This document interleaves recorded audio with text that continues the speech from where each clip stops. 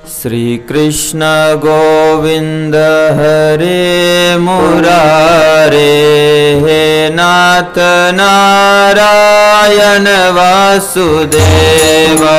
श्री कृष्ण प्रेमाने म्हणा, प्रेमाने। हे नाथ नारायण वासुदेव। श्री कृष्ण गोविंद हरे मुरारे, नाथ नारायण वासुदेवा।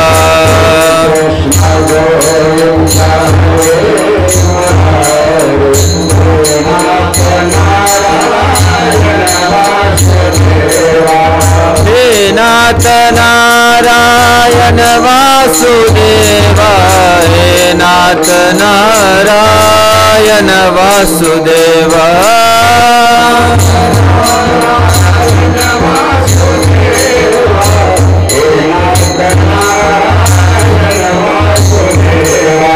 हे नाथ नारायण वासुदेवा, हे नाथ नारायण वासुदेवा।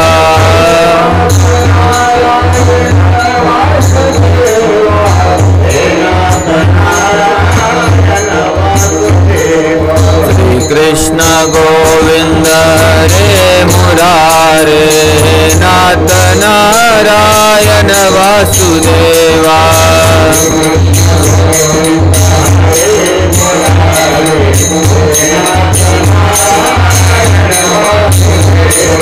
श्री कृष्ण गोविंद हरे मुरारे, नाथ नारायण वासुदेवा।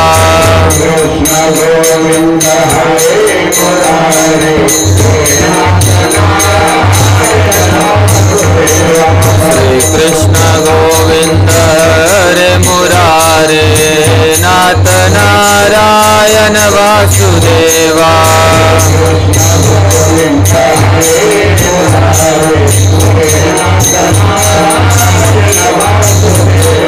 श्री कृष्ण गोविंद हरे मुरारे, नाथ नारायण वासुदेवा।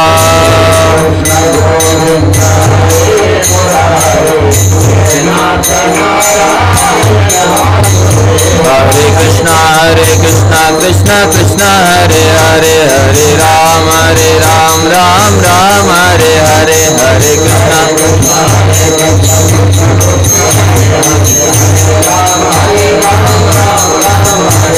हरे कृष्णा हरे कृष्णा कृष्ण कृष्ण हरे हरे, हरे राम राम राम हरे हरे। हरे कृष्णा कृष्ण कृष्ण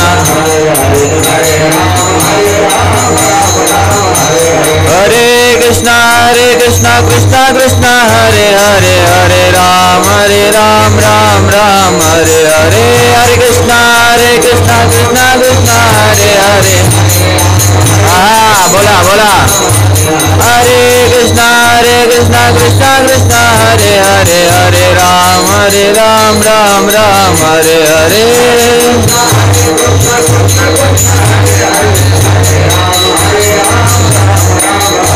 हरे कृष्णा कृष्ण कृष्ण हरे हरे, हरे राम राम राम हरे हरे।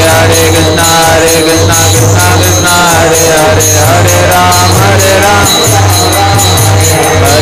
कृष्णा कृष्ण कृष्ण हरे हरे, हरे राम राम राम हरे हरे।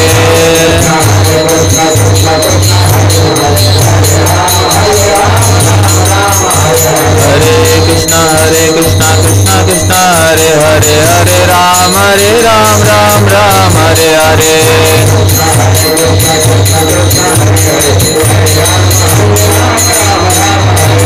हरे कृष्णा कृष्ण कृष्ण हरे हरे, हरे राम राम राम हरे हरे।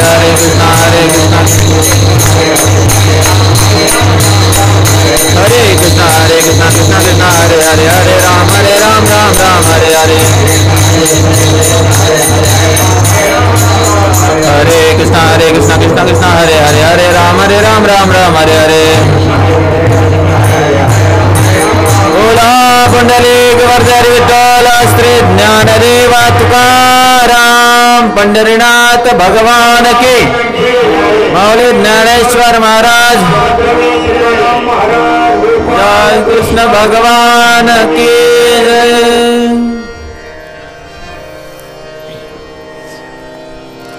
हरे कृष्णा। तर काल भागवत कथा ऐकण्यासाठी आलेल्यांचं कालच मी अभिवादन स्वागत केलेलं आहे। जर का आज नवीन आले असतील तर त्यांचं परत एकदा अभिवादन स्वागत करतो। आणि असंच उद्या पण या, परवा पण या। 7 दिवस भागवत कथा तुमच्या गावात तुमच्यासाठी, तुमच्या प्रत्येकासाठी आहे। माझ्यासाठी तर दररोजच चालू असते। आता तुम्हाला जे 1 तास ऐकायचं आहे, 1-1.5 तास जे काय असेल, त्यासाठी मी सकाळी जेवण झाल्यापासून बसलो तर आता उठून आलोय। म्हणजे आई असतात ना, आई माताची लोक एवढं सारं म्हशीचं दूध आणतात आणि त्याच्यानंतर काय करतात, घुसळून घुसळून घुसळून मंथन करतात। आणि मंथन झाल्यावर काय निघतं शेवटी, हा, ते लोणी खायला त्याला फार आवडतंय। कोणाला? आतमध्ये उभा आहे हा, त्यामुळे त्याचं नाव आहे माखन चोर हिंदीमध्ये, आणि आपल्या भाषेत लोणी चोर। तेच काय आवडतंय, कारण तो सार आहे दुधाचा, तो दुधाचा सार आहे, तर त्याने जास्त पोषण होतं। तसंच भागवत तर अफाट आहे, भरपूर मोठा आहे। 18,000 श्लोक म्हणजे काय मजाक नाही आहे। जरी तुम्ही सलग वाचायला जरी लागलात तरी पण पारायण करतात ना, पारायण सलग असे श्लोक वाचले, त्याचा अर्थही नाही वाचला तरी सुद्धा तुम्हाला 24 तास बसून राहावं लागेल आणि 3 ते 4 दिवस जातील कमीत कमी। 4 दिवसात भागिले करून बघा किती एका दिवसाला श्लोक होतात। तर ते पोषण तो सार देतो। म्हणून आता तुम्हाला 1-1.5 तास 2 तास जे काय असेल आपलं शक्य होईल तसं तुम्हाला सार ऐकायला मिळेल। आणि त्या साराला जाऊ देऊ नका। का माहितीये का, कारण आजवर भरपूर भागवत कथा ऐकल्या, पण अजून आपल्यात परिवर्तन जर झालं नसेल तर समजून घ्यायचं आपल्या भागवत कथा फेल गेल्या।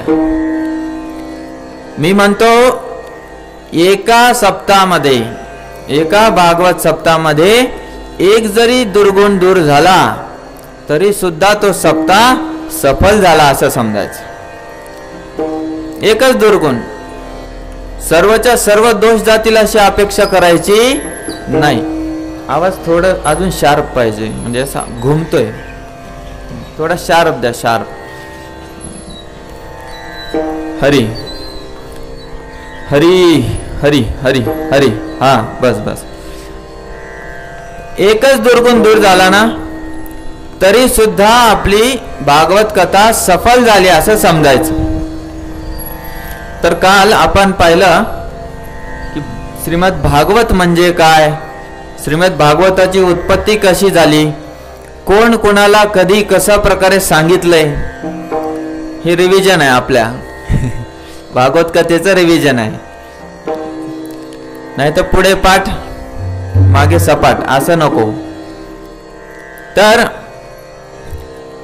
नारद मुनी चिंतातूर फिरत असतात, त्यांना सनकादिक ऋषी भेटतात। त्याच्यानंतर ते त्या ठिकाणी त्यांना सांगतात त्यांच्या चिंतेचं कारण, की जी भक्तिदेवी द्रविड देशात म्हणजे दक्षिण भारतात उत्पन्न झाली, महाराष्ट्रात सन्मानित झाली, गुजरातमध्ये जाऊन ती म्हातारी झाली, त्यानंतर परत वृंदावनात जाऊन यमुने काठी तरुण झाली, पण तिचे लेकरं ज्ञान वैराग्य ते मात्र म्हातारेच राहिले, ते पूर्ण बेशुद्ध झालेले होते। वृंदावनाच्या रज म्हणजे वृंदावनातील धुळीच्या प्रभावाने त्यांना थोडी थोडी जाग आली, पण मात्र ते म्हातारेचे म्हातारेच राहिले. त्या ठिकाणी नारद मुनी जातात, त्यांची भेट होते. नारद मुनी ते वेदघोष कानात सांगतात, वेदांचे वाक्य वगैरे, मंत्र, श्रुती, मंत्री, स्मृती, पुराण आदी सर्व काही त्यांच्या कानात सांगतात. गीतेचा पाठही करतात, वारंवार करतात, एकदा नाही. तरी सुद्धा त्यामुळे काय होतं, फक्त ते मुलं थोडेसे जागृत होतात, आणखी थोडेसे, पण आळस मात्र जात नाही. सारख्या जांभया येत असतात, वृद्धत्व जात नाही. मग त्यावेळी अचानक आकाशवाणी होते की हे नारद मुनी, सत्कर्म करा म्हणे. कसलं सत्कर्म करायचं? गीतेच्या पाठापेक्षा, वेदाच्या घोषापेक्षा वेगळं कोणतं सत्कर्म करायचंय? भगवंताचं गुणगान करतोय आम्ही, पण आकाशवाणी मात्र तेवढीच होती. काय करायचं ते सांगितलं नाही. म्हणून नारद मुनी उत्तरेला गेले, सनकादिक ऋषी भेटले.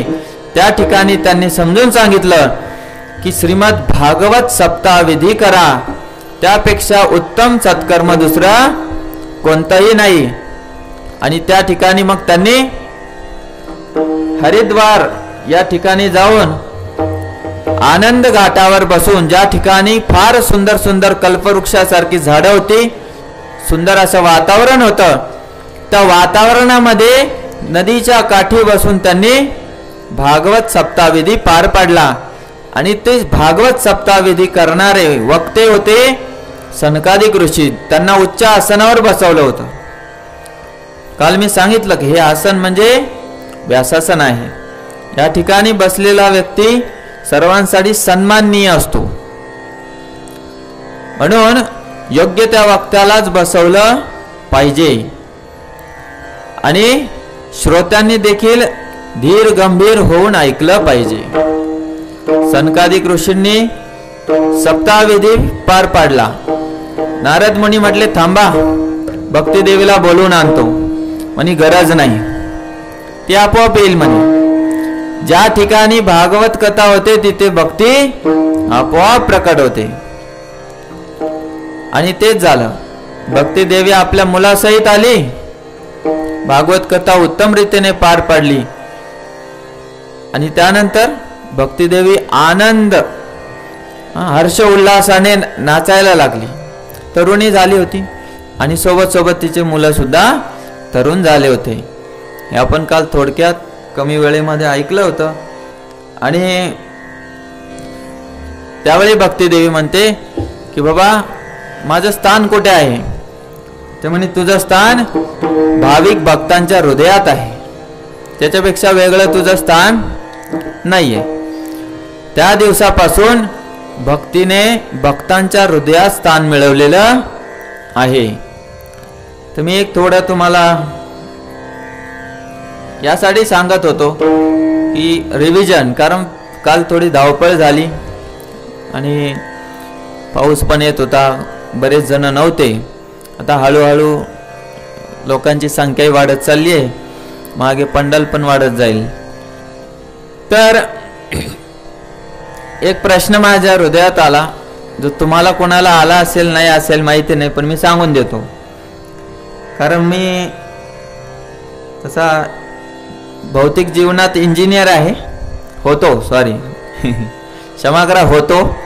शिक्षण इंजिनिअरिंगचं झालं, कार्य शिक्षकाचं झालं, आणि हे आता प्रचार प्रसार आध्यात्मिक शिक्षकाचा करतो. म्हणून काही सोडू वाटत नाही. तुम्हाला सांगूच वाटलं की असं का झालं बरं. गीता एवढी, सर्व उपनिषदो गावो दोग्धा गोपाल नंदन, हे शंकराचार्य म्हणतात गीता महात्म्यामध्ये, पद्मपुराणाचा. सर्व उपनिषदांचा सार असलेली गीता, याचा पण प्रभाव का नाही झाला, भागवतच का? तर त्याच्या मागे कारण, एक भाव असा असू शकतो की भागवताची तिथे प्रस्थापना करायची होती. पण दुसरं तिथे कारण सांगतात की ज्या प्रकारे संपूर्ण झाडामध्ये रस असतो, रस कळतो ना, पाणी पान वगैरे मुरडलं तोडलं की असं रस निघतो, तसं त्याच्या बुंद्यामध्ये, त्याच्या पानामध्ये, पुन्हा फांद्यांमध्ये शाखा उपशाखा सर्व रस असतो. पण आपण तो रस पितो का? नाही, तो गोड नाही लागत. ज्यावेळी त्या रसाला एकत्र केलं जातं निसर्गाच्या माध्यमातून भगवत कृपेने आणि त्याचं फळ बनतंय, तो फळ आपण चाखतो आणि ते फळ आपल्यासाठी अधिक लाभकारी आणि मधुर असतं. त्याच प्रकारे सर्व शास्त्ररूपी झाडांचं एक फळ निर्माण झालं, ते फळ म्हणजेच श्रीमद भागवत आहे. म्हणून भागवतामध्ये आज प्रवेश होणारच आहे आपला. शक्यतोवर आपण ध्रुव चरित्रापर्यंत जाणार आहे. त्याच्यात म्हटलेलं आहे निगम कल्प तरोर गलितम फलम. काय म्हटलंय? निगम कल्प तरोर गलितम फलम शुक मुखाद द्रव्य संयुतम. निगम म्हणजे वेद, ज्याला सहज समजता येत नाही ते असतात वेद शास्त्र. यांना समजणं एवढं सोपं नाहीये.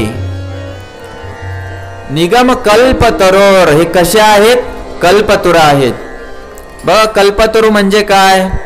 तरु म्हणजे झाड, वृक्ष. कल्प तरु हे असं झाड असतं जे तुमच्या सर्व इच्छा पूर्ण करणारं असतं.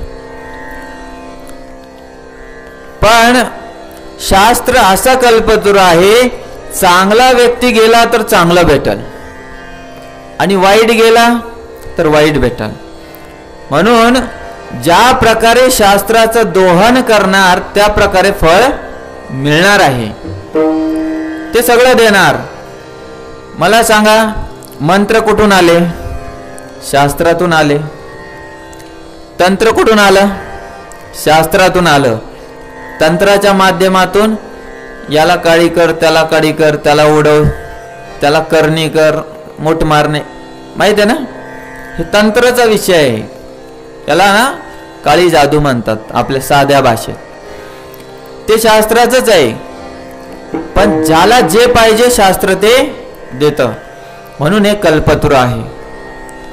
निगम कल्प तरोर गलितम फलम हे असं आहे की हे पिकलेलं फळ आहे.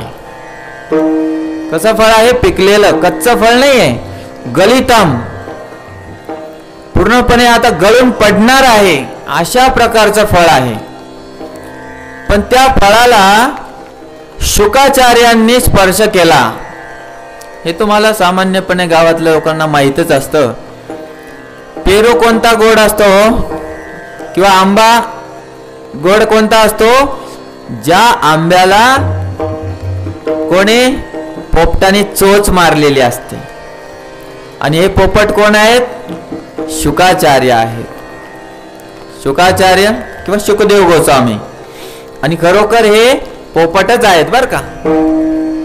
कोणाचे सांगा, कोणाला माहित आहे? शुकदेव गोस्वामी पोपटच आहेत, पण कोणाचे? नाही, श्रीमती राधा राणीचे. माहित आहे तुम्हाला? शुकदेव गोस्वामी हे अवतार आहेत श्रीमती राधा राणीच्या पोपटाचे. म्हणून तर मी काल सांगितलं, श्रीमद भागवत कोणाचं आहे? श्रीमद भागवत हे भगवंताचं नाहीये, हे आधी अधिकार आहे राधा राणीचा. म्हणून लोक सगळे वृंदावनात म्हणतात राधे राधे. म्हणा राधे राधे जोरात, राधे राधे. माहित आहे ना? ते गातात ना वृंदावनात. बघा जमते गात. राधे तेरे चरणों की,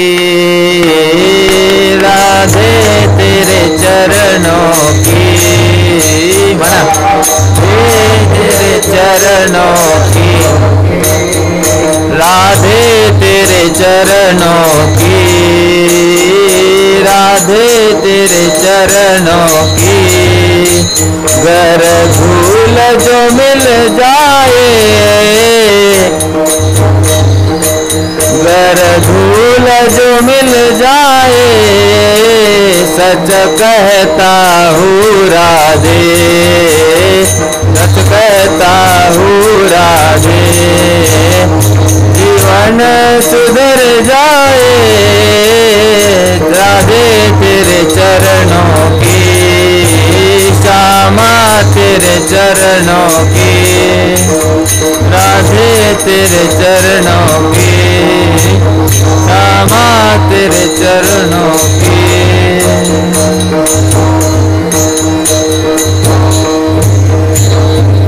राधे तेरे चरणों की गर धूल जो मिल जाए सच कहता हो राधे जिंदगी सुधर जाए। राधा राणी, जर तुझ्या चरणाची जर थोडीशी धूळ प्राप्त झाली ना तर माझं जीवन सुधरून जाईल, माझं जीवन सफल होईल। तर भक्तीची काही लक्षणं मी थोडक्यात तुम्हाला सांगतो। नारदांना ज्या वेळेला भक्तिदेवी भेटते, नारद मुनी भक्तीला, ती बिचारी हतबल झालेली असते। ती म्हणते या कलियुगातल्या अधर्मामुळं, आता अधर्माचा विषय आला म्हणून सांगतोच, रामराज्य रामराज्य पाहिजे म्हणतात बरेच जण, ऐकलं ना? कशामुळे माहिती का? रामराज्यामध्ये अवेळी पाऊस पडत नव्हता, अवेळी पाऊस पडत नव्हता, लोक आजारी पडत नव्हते, लोक चोऱ्या करत नव्हते, लोक महापापात लागलेले नव्हते। ज्यावेळेस जेवढा पाऊस पाहिजे तेवढा येणार, जेवढा सूर्य पाहिजे तेवढाच येणार, आणि जेव्हा ज्याला दंड पाहिजे लगेच मिळणार, याला म्हणतात रामराज्य। देवी देवता यज्ञाचा हवन स्वीकारायला लगेच येणार।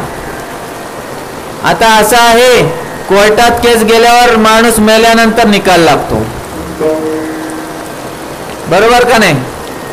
त्यामुळे हे रामराज्य नाहीये, कलियुग आहे ना। या कलियुगाचे असे लक्षण पाहून नारद मुनी म्हणाले भक्तिदेवीला, काळजी करू नकोस, तू सुंदरी आहेस, तू कृष्ण वल्लभा आहेस। भक्तिदेवीचा पहिला गुण आहे कृष्ण वल्लभा। कृष्ण वल्लभा म्हणजे माहिती, जी भगवंताची वल्लभा म्हणजेच पत्नी किंवा प्रियसी, कळाला आता? प्रेमिका, ती भगवंताची प्रियसी आहे, भगवंताला अत्यंत प्रिय असणारी भक्तिदेवी आहे। कलो तू केवला भक्तीर ब्रह्म सायुज्य कारणी, काय म्हटले? कलियुगात फक्त भक्तीच तुम्हाला मुक्त करू शकते। तुम्हाला अनेक विधी करायचं काम नाही, एका पायावर हिमालयात जाऊन उभं राहायचं काम नाही। वही भिजते, माग घ्या। तुम्हाला हिमालयात जाऊन तप करायचं काम नाही, नागपुड्या तोंड डोकं आपटायचं काम नाही, दाबायचं काम नाही, कळालं? ते काम नाहीये। फक्त प्रेमाने भगवंताचं नाव घ्या, जे आता काही मिनिटापूर्वी आपण घेत होतो, कळालं? तर कलियुगात भक्तीच फक्त मुक्ती देऊ शकते, कारण मुक्ती तिची दासी आहे, ज्ञान वैराग्य तिचे पुत्र आहेत। मुक्तिम दासी तुभ्यम, तुझी दासीच मुक्ती आहे, तर काय विषय आहे? त्याच्या पुढे पोषणम स्वेन रूपेन वैकुंठे भूमो छाया रूप, भक्तीचं खरं स्वरूप वैकुंठात आहे। भक्तीचं खरं स्वरूप वैकुंठात आहे, आणि सावली रूपात, माझ्याकडे द्या, मी धरतो तिला, हे मागम पाणी पुढं पडतंय सगळं।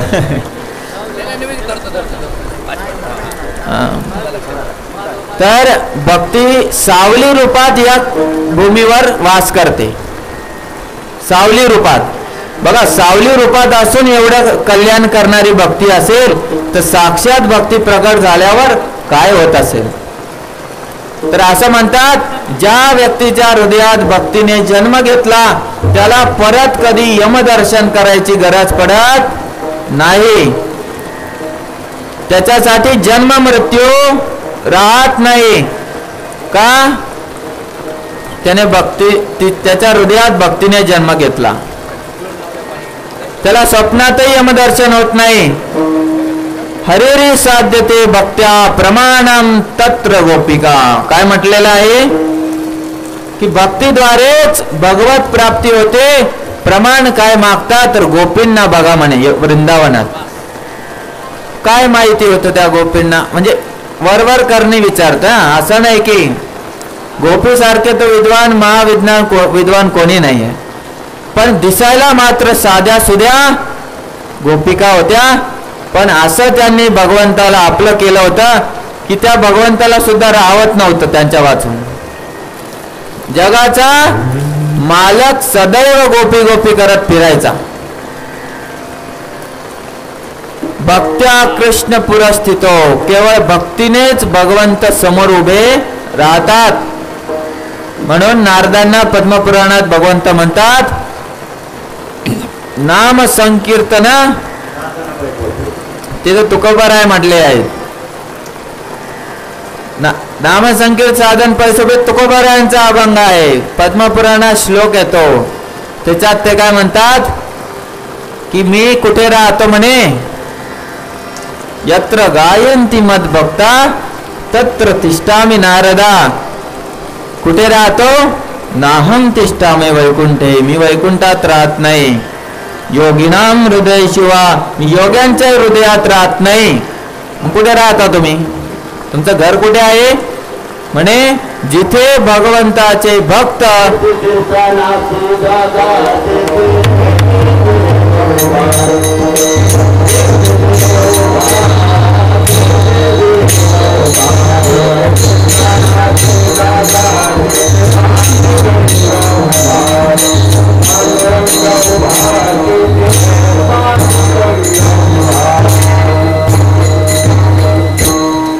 ज्या ठिकाणी कीर्तनाची जागा आहे, किती सुंदर सांगितलं प्रमाण, तिथे देव उभा राहतो.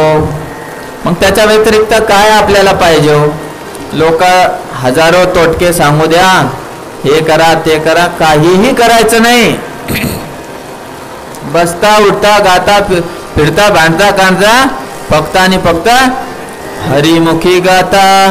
हरपली चिंता त्या नाही मागुता जन्म घेणे. नातराय सांगतात आपले. तेच पुन्हा हरिमुखे म्हणा, हरिमुखे हरिपाठ, आणि ते सर्वांना येतो. बाकी काय नाही आलं तरी चालतं. तुम्ही महान विद्वान आहात, तुम्ही वैकुंठाला जाण्यासाठी पात्र आहात 100%. फक्त हरी हरी हरी हरी हरी म्हणत राहा आणि आपलं जीवन सार्थक करत राहा.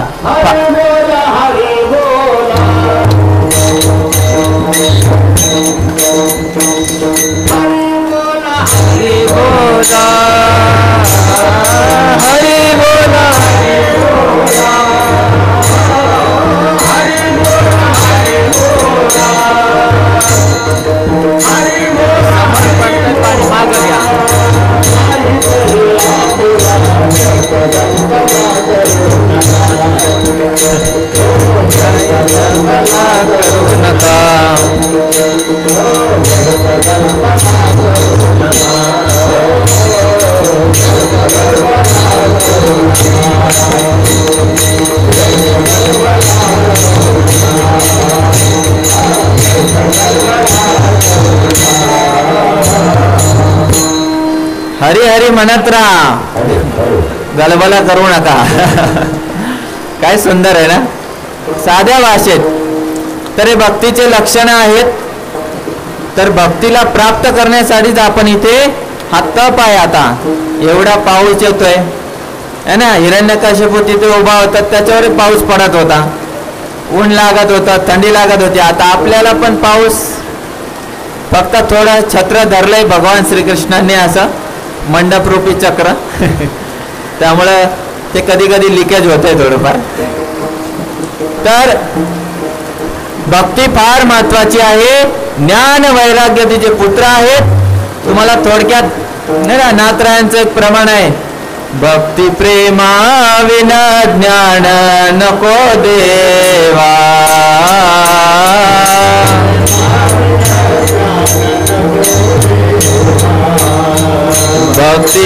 प्रेमा विना ज्ञान नको देवा.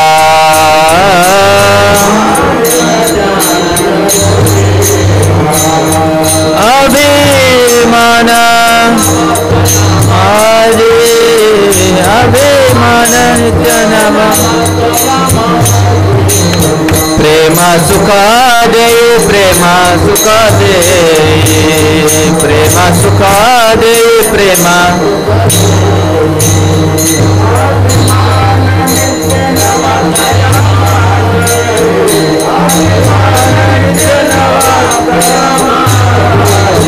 प्रेमा सुखा दे प्रेमा सुखा दे प्रेमा सुखा दे.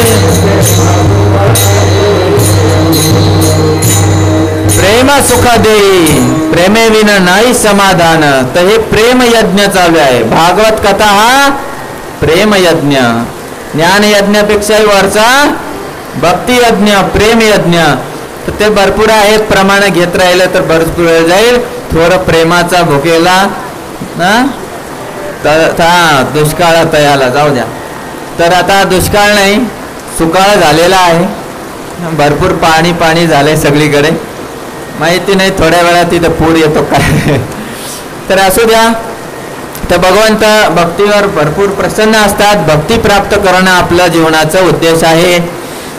तर असं म्हटलेलं आहे भाग्योदयेन बहुन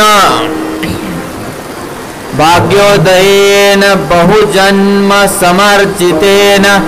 भाग्योदय कधी होतो किंवा बहुजन्म समर्चितेन. बहुजन्म अनेक जन्माचा उदय झाल्यानंतर भाग्याचा उदय होतो. कोणत्या सत्संगम च लभते. त्या व्यक्तीला सत्संग प्राप्त होतो जे आपल्याला इथे प्राप्त झालेला आहे. आणि त्याचा लाभ असा आहे अज्ञान हेतुकृत मोह मधांधकार नाशम. मद मोह अशा प्रकारचे जे शत्रू आहेत ते नष्ट होतात. आणि या सप्ताह विधीचा खरोखर लाभ तोच आहे. एका दिवसाने काय होणार आहे. एक दिवस तूप खाल्लं किती खाल्लं 2 किलो काय होईल उलट्या आणि मग बसा बाहेर पडत. एका दिवसात तूप खाऊन रूप येणार नाही. सतत खावं लागेल. नित्यम भागवत सेवया. भागवतामध्ये म्हटलंय दररोज भागवताचं श्रवण करा वाचन करा. तुमचं कल्याण 100% होईल. तर भक्तीला आपल्या जीवनात स्वीकारायचं आहे. प्रेम भक्ती म्हणजे प्रेम. या भौतिक जगातलं प्रेम नाही. कळालं ना. पुत्र सुख पत्नी सुख संसार सुख या प्रकारचं प्रेम नाही. थोडं थोडं पुढे या थोडं पुढं. भगवंत अधिक प्रसन्न झालेले आहेत त्यामुळं थोडं येणारच आहे पाऊस. पुढं पुढे या. काही होत नाही. आपला जन्म 9 महिने पाण्यातच झालेला आहे. आईच्या गर्भात पाणीच होतं है ना. तर भागवताच्या श्रवणाने कुणाकुणाचा उद्धार होतो म्हणे. अधर्मी महापातकी. महापातक कोणकोणते असतात माहिती आहे का. चोरी मद्यपान नशा.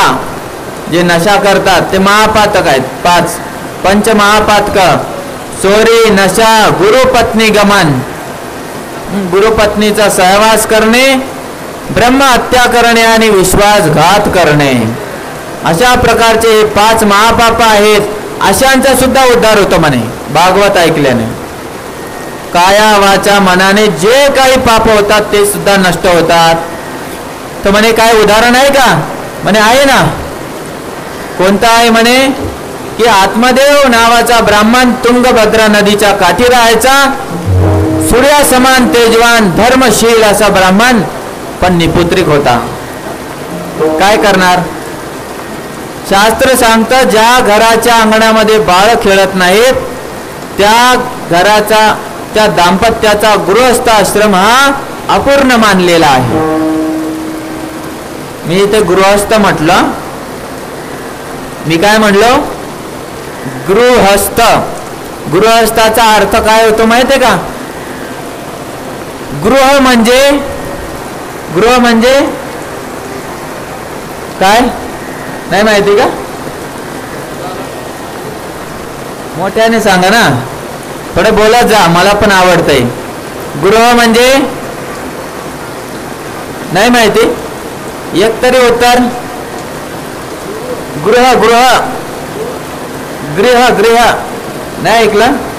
असं जाऊ द्या, मला वाटतं आवाज येत नाही, मला ते पण टेस्ट करायचं होतं.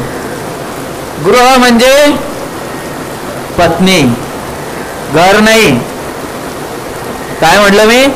लिहितात ना लोक, या गृहाचे मालक.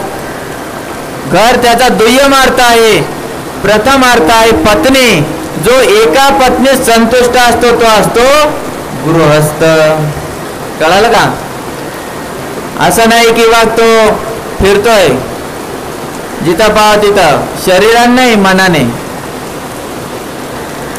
ते सामान्यपणे असं म्हटलंय, स्त्रिया जर समारंभात गेल्या तर त्यांना दुसऱ्याचे कपडे आवडतात. बाई त्यांनी साडी लय चांगली घेतली बरं का. पण पुरुषांचं उलट असतंय, ते दुसऱ्याची पाहतात. तर गृहस्थ तो असतो जो एका पत्नीमध्ये संतुष्ट असतो, त्याला म्हणतात गृहस्थ. जो धर्मयुक्त आचरण करीत करीत संसारामध्ये विचरण करतो. दुसरा असतो गृहमेधी. गृहमेधी म्हणजे गृह म्हणजे पत्नी. आता सांगितलं मी, सोपं आहे संस्कृत, काय अवघड नाही. मेधा म्हणजे बुद्धी, बुद्धी मन, त्याचा डबल अर्थ होतो.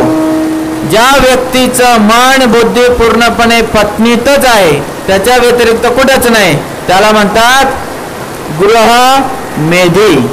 माझी पत्नी, त्याच्यानंतर तिचे मुलं, मग तिचे मुलाचे मुलं, चाललं वंशावळ. तो व्यक्ती गृहमेधी असतो, तो नरकात जातो. गृहस्थ नरकात नाही जात. कळालं? म्हणून आपल्या मराठी भाषेमध्ये संतांनी 2 शब्द वापरले समजण्यासाठी. हे संस्कृतचे शब्द झाले ना, समजत नाहीत लवकर. सांसारिक आणि एक पारमार्थिक. कळालं आता? सांसारिक, संसारात बुद्धी असलेला गृहमेधी. परम आर्थिक, परम अर्थ. कळालं? अर्थ म्हणजे उद्देश, ज्याचा परम उद्देश आहे तो पारमार्थिक, त्याला म्हणतात गृहस्थ. तर शास्त्र सांगतं, ज्याच्या दारात, ज्याच्या अंगणात मुलं खेळत नाहीत त्याला, त्याचा गृहस्थ आश्रम अपूर्ण मानला जातो. याचं दुःख आत्मदेवाला होतं, म्हणून तो विचारात पडला, चिंतातूर झाला. पण त्याचं नशीब फक्त मुलानेच नव्हतं वाईट झालेलं, लेकरू नाही झालं म्हणूनच त्याला दुःख नव्हतं. त्याची पत्नी पण एकदम जबरदस्त होती, धुंदुली, नावाप्रमाणे धुंदुली होती, फार दुष्ट होती म्हणे. दुसऱ्याचं काही चोरून आणायचं, स्वतःचं लपवून ठेवायचं, पूर्णपणे द्वेषी, दुसऱ्याचा द्वेष करायचा, असं वागायचं तसं वागायचं, असं करत करत तिने, ते फार गैरवर्तन तिचं. पतीचा सन्मान करायचा नाही, दुसऱ्याचा आदर करायचा नाही, कसंही राहायचं. मग आणि आळशी फार होती बरं का, आळशी फार होती. मग आत्मदेव एक दिवस वनात निघून जातात आणि तिकडे विचार करत बसता एका झाडाखाली की बाबा देवा, असं काय माझं पाप होतं की मला कधीच इतके दिवस झाले संतान प्राप्ती होतच नाहीये. तर ते दुपार झाली असते, ऊन असं डोक्यावर, सूर्य डोक्यावर आला असतो, ऊन झालेला असतं, ताण लागते म्हणून एका तलावाच्या काठी जातात. आणि सामान्यपणे लक्षात घ्या, हा निसर्गाचा नियम आहे, ज्या ठिकाणी पाणी असतं तिथे भरपूर जीव वास करतात. मनुष्य असो, पशु पक्षी, ते वास करत असतात. वास म्हणजे राहतात. तर तिथे एक संन्यासी पण आले होते. मग यांनी त्यांच्या पाया पडले, संतांचा आदर करतात ना, आणि रडू लागले. आपलं दुःखडं सांगून टाकलं आणि त्यांचे पाय पकडले. म्हणे काही करा, मला ना पुत्रप्राप्ती झाली पाहिजे, असं काहीतरी करा. तर ते म्हणले काही वाद नाही, मला बघू दे तुझी भाग्यरेषा बळकट आहे का नाही. त्यांनी पाहिलं की 7 जन्म तरी याला पुत्रप्राप्ती होणार नाहीये, हा असाच वांज राहणार आहे. याला निपुत्रिक राहणार आहे. पण आता हे एवढं पाय धरून रडायला लागले, म्हणलं की मी आता जीव देईल म्हणे, मला पाहिजेच पाहिजे, नाहीतर मी मरणार म्हणे. तर त्यावेळी त्या महात्म्याने म्हटलं, बघ म्हणे, पूर्वी इतिहासामध्ये सगर महाराज आणि चित्रकेतू महाराजासारखे असे मोठे मोठे राजे सुद्धा दुखी झालेत. हट्ट करून पुत्र प्राप्ती केली त्यांनी, पण दुखी झाले ते, नको म्हणे. पण तो बिचारा ऐकतच नव्हता. मग त्याने एक फळ दिलं. ते फळ घेऊन पळत पळत घरी आला आणि धुंदुलीला दिलं. धुंदुलीने काय केलं, ते फळ बघत बघत, आता स्त्रियांचा स्वभाव असतो, कोणतीही गोष्ट आली की ते पहिले विचार करतात, फार विचार असतो. स्त्रिया भावना प्रधान असतात, भावना प्रधान, कळालं. त्या जास्त बुद्धीचा वापर एवढा करत नाहीत, व्यावहारिक बुद्धी. मी म्हणत नाही त्यांच्यात बुद्धी कमी असते, व्यावहारिक बघत नाहीत ते, काय परिणाम येईल, याचा काय फायदा होईल, काय तोटा होईल, असं काही जास्त बघत नाही. लगेच अशा भावनिकतेने पकडतात स्त्रिया. म्हणून समाजात तुम्ही पाहिला असेल, जे भोंदू बाबा येतात ना, भोंदू बाबा, ते पहिले स्त्रियांनाच पकडतात. बाई तुझी सासू लयच वाईट आहे बरं का, तुझ्यासारखी अख्ख्या गावात कोणी नाही आहे म्हणे, एवढं दुःख तू सहन करते. असे त्यांना त्यांचे शब्दबाण असतात फिक्स. तुझं लवकर भाग्य उजळणार आहे, फक्त 1000 रुपये दे, 1000 रुपयात भाग्य उजळणार, तसा विचार असतो स्त्रियांचा. तर ही धुंदुली विचार करायला लागली, बाई मी जर आता फळ खाल्लं तर पोट फुगलं तर मग पचन होणार नाही, पचन झालं नाही तर मग कसं होणार, मग ते ओझं व्हायला लागेल आणि मग ते माझं सुंदरता नष्ट होईल, कसं होणार, ते बाळ मग ते मोठं झालं, बाळ झाल्यावर ते मांडीवर संडास करणार म्हणे, मग ते धुवायचं कोणी, माझा आराम निघून जाईल. आळशी होती ना. असे तिने भरपूर कुविचार तिचे चालू झाले. कुविचार, याला कुविचार म्हणतात, सुविचार नाही. मग शेवटी काय झालं, त्या दिवशी नेमकी तिची बहीण आली तिच्या घरी. तिने ते फळ बहिणीला दिलं आणि बहीण पहिलेच गर्भवती होती, पण ती दुष्ट होती हिच्यासारखीच. आणि मग काय, ती म्हटली ठीक आहे ताई, तू म्हणते तर मी खाते फळ. आणि मग तिने घेतला आणि घरी जाता जाता तिला रस्त्यात गोशाळा दिसली, फेकलं फळ एका गाई पुढं. ते गाईने खाल्लं आणि गाईने खाल्लं, गाईला गर्भ राहिला. महात्म्याचं फळ होतं ते, काय सर्वसामान्य नव्हतं, सिद्ध फळ होतं. आणि मग काय शेवटी 9 महिने झाले, त्या बहिणीला पोरगा झाला आणि सगळ्यांनी आनंद उत्सव केला.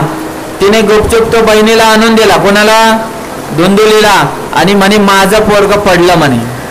कशामुळं मला सांगा, 9 महिने पोट फुगलेला असताना तिच्या पतीला शंका आली नाही का?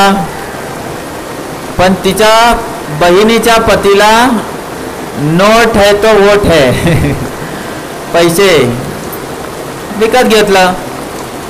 मग ते जो मुलगा होता धुंदुलीचा होता म्हणून नाव दिलं धुंदुकारी. आणि गाईला जे झालं ते असं झालं की शरीर तर पुरुषाचं होतं शरीर, पण कान मात्र गाईचे होते. का?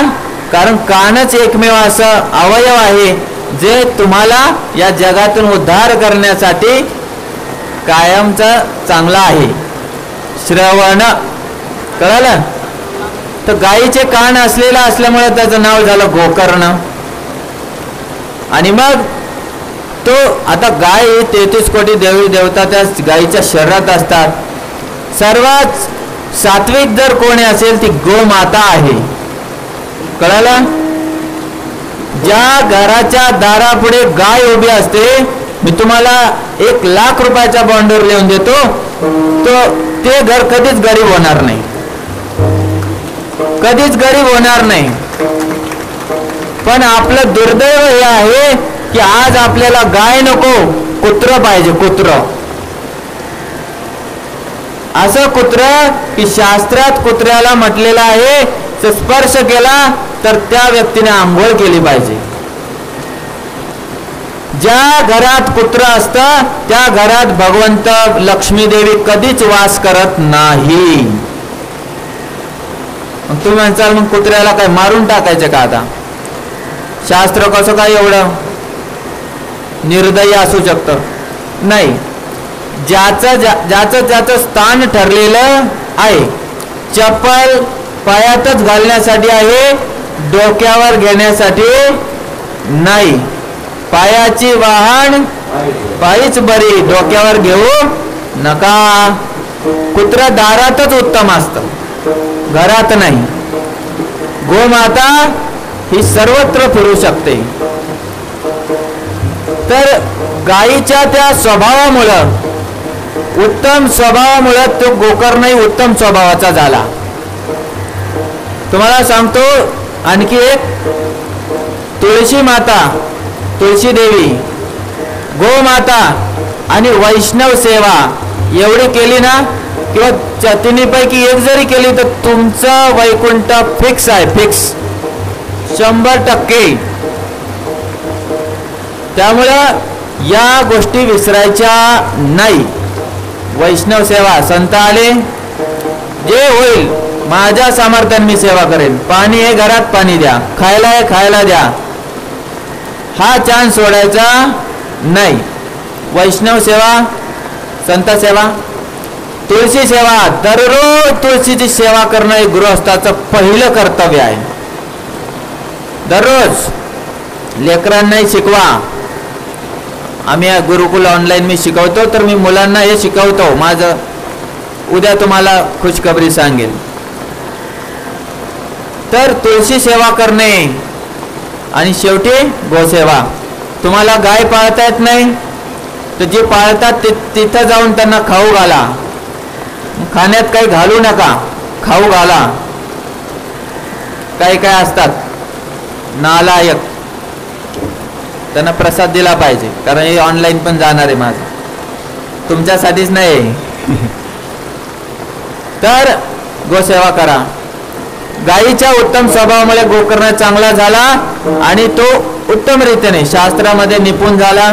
त्याचा पूर्ण ब्राह्मण विधीने त्याचे पूर्ण संस्कार झाले.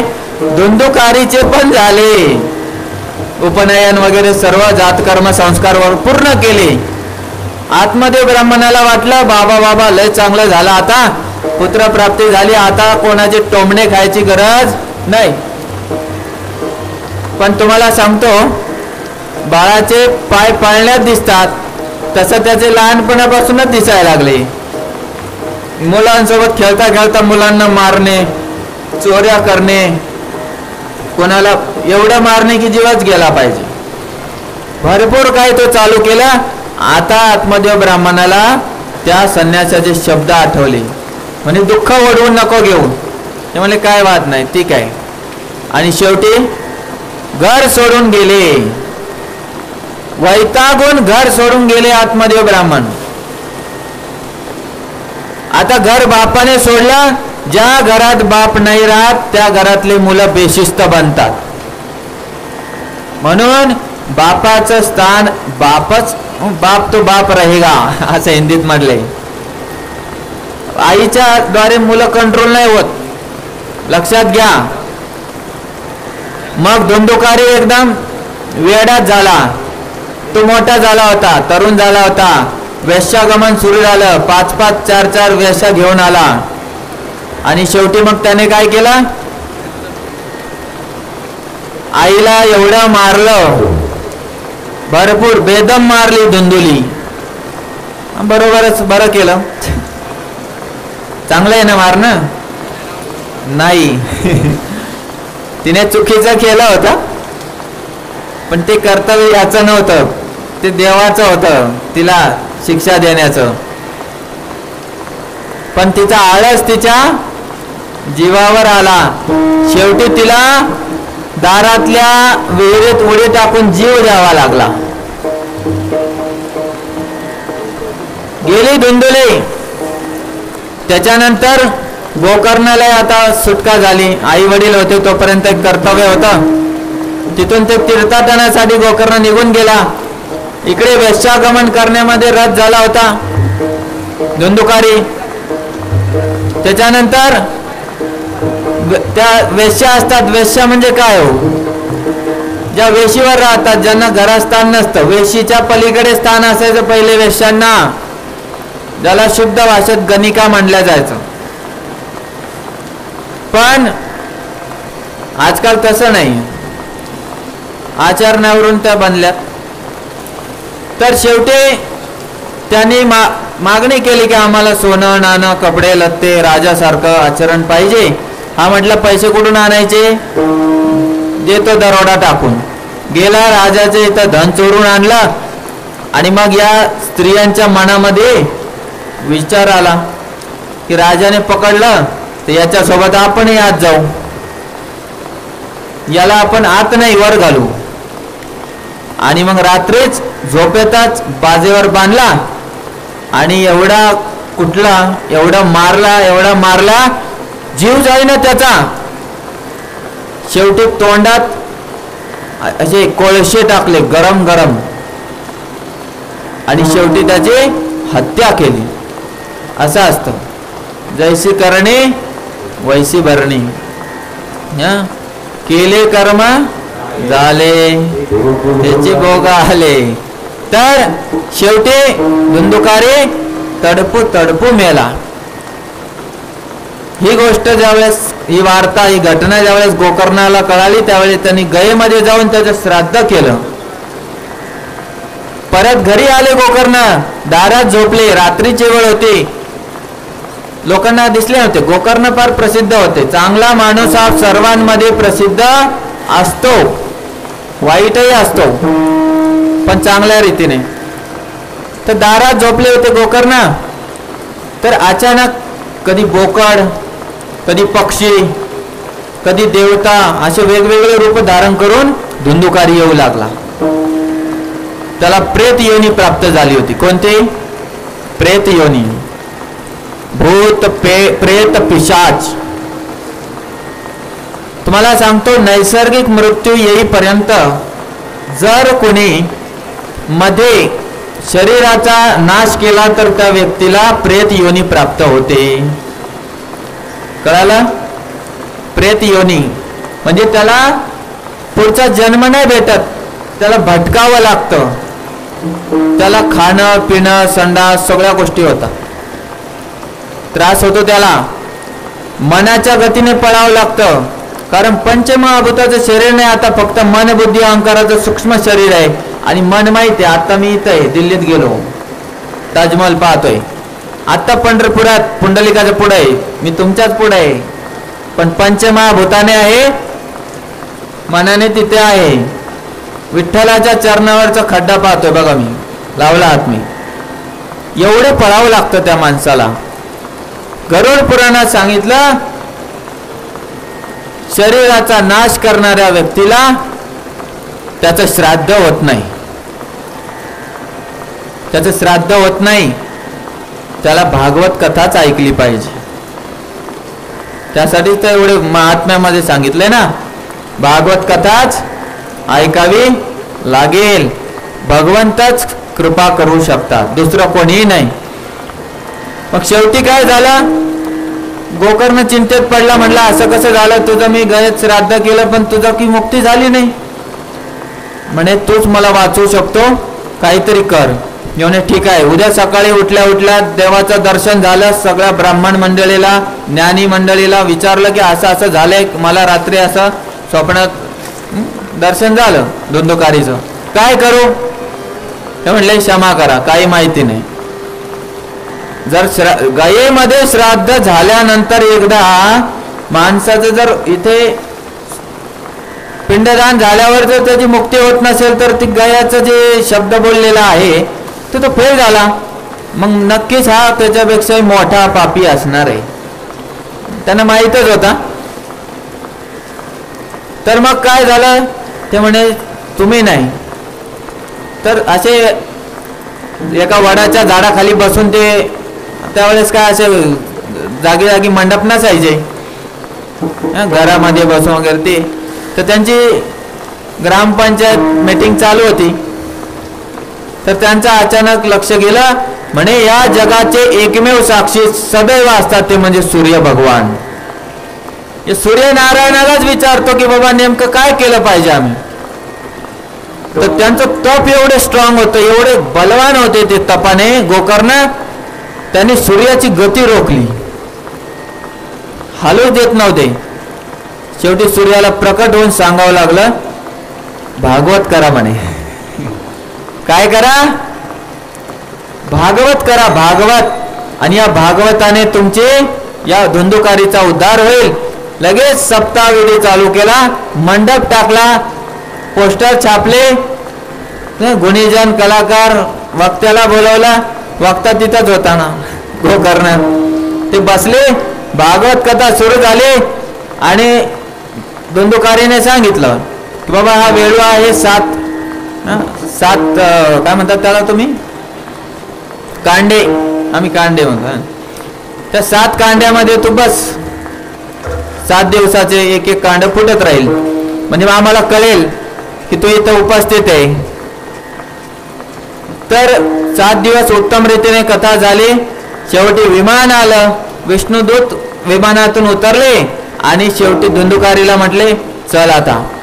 धुंदुकारीला दिव्य देह प्राप्त झाला, चतुर्भुज, शंख चक्र गदा पद्म असं चतुर्भुज रूप प्राप्त झाला. आणि धुंदुकारी विमानात बसून धन्यवाद देत देत निघून गेला. पण गोकर्णाच्या मनामध्ये होतं, अरे गावकऱ्यांनी तर सगळ्यांनीच ऐकली, वारकरी माळकरी गावकरी सगळ्यांनीच ऐकली ना, यांच्यासाठी का नाही विमान आलं. ते म्हणे श्रवण भेद. काय म्हटले, काही जणांचं लक्ष नव्हतं म्हणे, ते पाहत होते की थेंब अंगावर पडतोय का नाकावर पडतोय, ते पाहत होते पाणी खालून चाललंय का वरून चाललंय, है ना. वेगवेगळ्या रीतीने काय अवधान येतात जीवनामध्ये. आणि विशेष करून भागवत श्रवणाला आल्यावरच अडचणी येतात. घरून निघता निघता ओ बाजीराव थांबा, ते आपल्याला तिकडे जायचं होतं, सकाळी ठरलं होतं, असं होतं. जातात बिचारे. पण 7 दिवस सगळे कामं मागे टाकायचे आणि इथं श्रवणाला यायचं, कारण हे तुम्हीच तुमचं केलेलं आहे. मग शेवटी परत एकदा भागवत कथा झाली आणि परत भागवत कथा करून सर्व गावामध्येच काय सांगायचं, त्या गावात येणारे पशु पक्षी किड्या मुंग्या सहित वैकुंठाला गेले. एवढा प्रभाव आहे श्रीमद भागवत कथेचा. पण कधी श्रवण विधी, श्रोता कसा असला पाहिजे, तर त्याच्या ते विष्णुदूत सांगतात गोकर्णाला की काय होतं, धुंदुकारी त्याला काही काम नव्हतं, आपल्याला काम असतंय. लोक ऐकायचे, घरी जाऊन काम करायचे, विसरून परत यायचे. त्यांचं काय नव्हतं, उपवास करायचा नाही. भागवत कथा असताना उपवास पण केला जातो बरं का. आता उपवास केला तर कलियुगातले लोक जिवंतच राहायचे नाही. 1 वर्षातली निर्जला एकादशी येते तर ते म्हणतात होणार नाही हो आमच्याकडून. काय करायचं, खाऊन पिऊन चालते का सांगा, खाऊन पिऊन. तुकोबार आहे फार कडक शब्दात बोलतात, काय तुझा जीव जातो का म्हणतात. एका एकादशीनं काय जीव जातो का तुझा.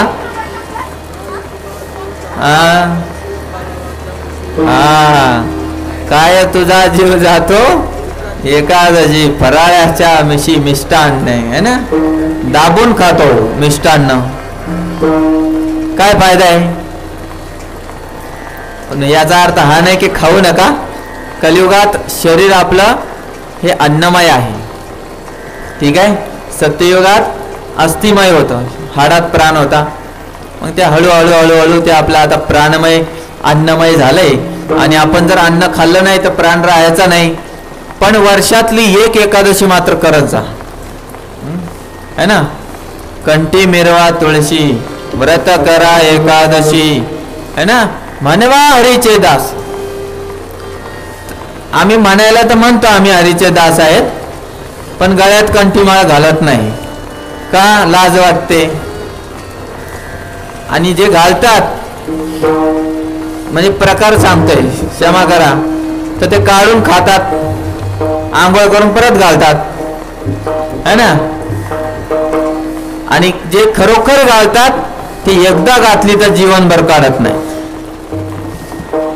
तर एकदा माळ घातली तर मरेपर्यंत काढायची नाही, ती जळून राखच झाली पाहिजे.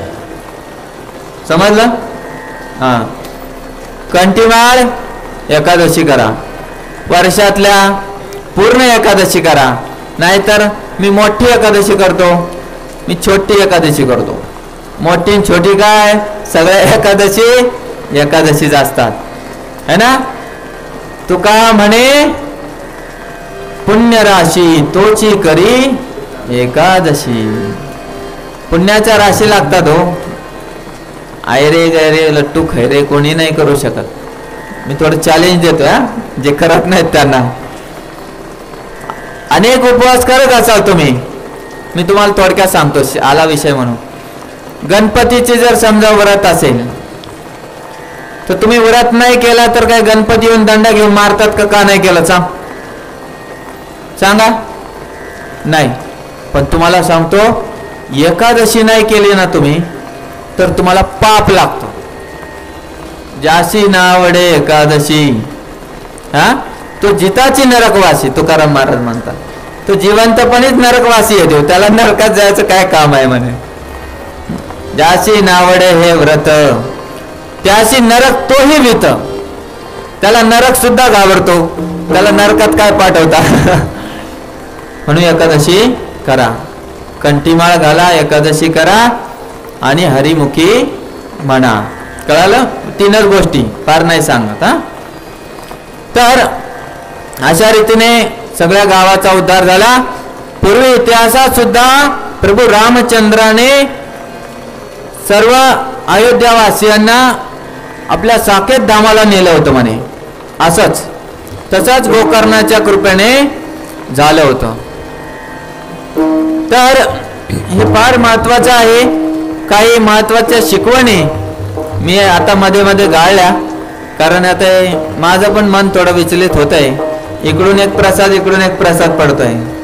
बोला विठ्ठल विठ्ठल विठ्ठल विठ्ठल विठ्ठल.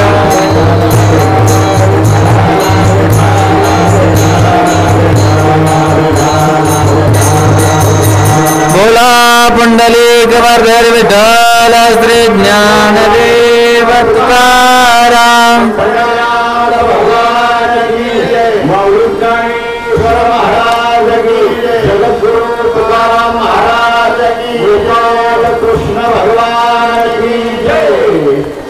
महाभारत संपलं होतं. महाभारत, काल भारताची व्याख्या सांगितली मी. सूर्यासमान तेजवान असणारं राज्य किंवा देश तो भारत आहे. महाभारत, महान असं भारत. महाभारत संपलं होतं आणि शेवटी तुम्हाला माहित आहे अधर्मी लोकांचा नाश झाला होता. दुर्योधन आदी सर्व.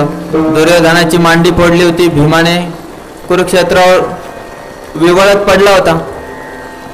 अश्वत्थामा मित्र, द्रोणाचार्याचा पुत्र, दुर्योधनाचा मित्र आला म्हणे शेवटची इच्छा काय म्हणे. म्हणे माझी इच्छा तर जीवनभर पूर्ण नाही झाली, आता शेवटची काय करतो. तर त्याने ना ऐकताच तिथून निघून गेला. त्याला वाटलं जीवनभराची एकच इच्छा होती की पांडव मेले पाहिजे. मग तो म्हणला काय म्हणतात ना, जे भाग्याने मिळत नाही ते हिसकावून घ्यायचं, हे आसुर लोकांचा स्वभाव असतो. तर त्यात आसुरी वृत्ती जागृत झाली आणि तो सरळ कुठे गेला, जिथे पांडव झोपतात.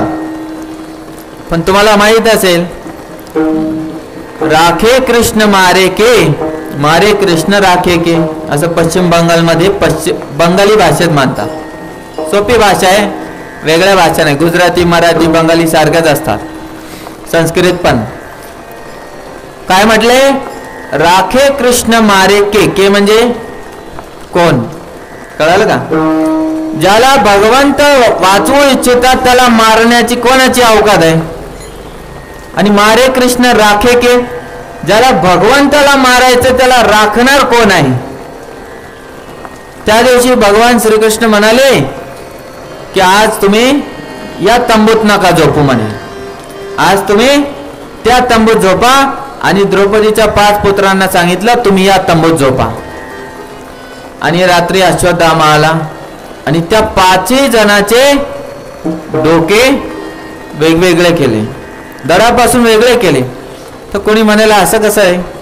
म्हणजे या भक्ताला वाचवायचं आणि दुसऱ्याला मारायचं, ते तर भक्ताचेच लेकरं आहेत ना. पण त्यांना जाण्याची वेळ आली होती त्या 5 जणांची. तर भगवंताने आपल्या भक्तांचं रक्षण केलं. पण भगवंताला ज्यावेळेस भक्तांवर समस्या, अडचण, कष्ट येतात ना, तर भगवंताला राहवत नाही.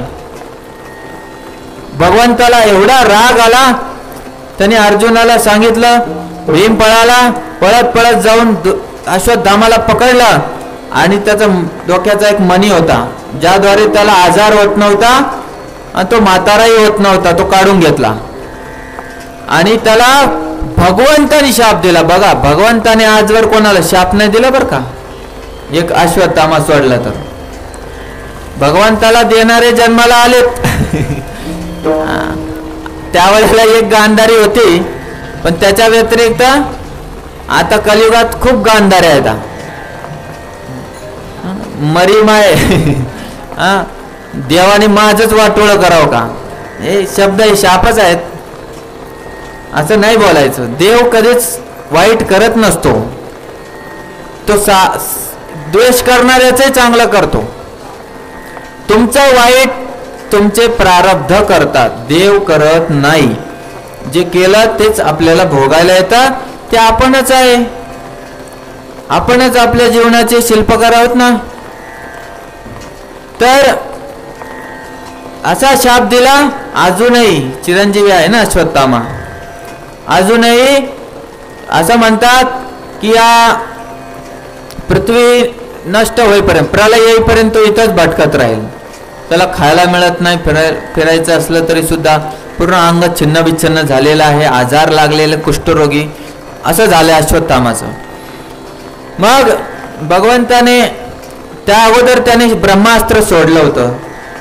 तो म्हटला हे 5 जण तर मेले, म्हणजे वंश वाढला नाही पाहिजे असं दुष्ट लोकांचा स्वभाव असतो. गावागावात पण अनुभवला असेल. पहिल्या पत्नीला नाही झालं ना, तर दुसरीला पण होऊ देत नाही.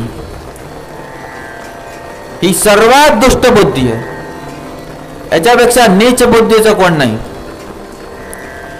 तर ते ब्रह्मास्त्र त्याला परत घेता येत नव्हतं. तर भगवंताने आता कोणाच्या दिशेने सोडला, तर उत्तरेच्या. उत्तरा हे कोण होते?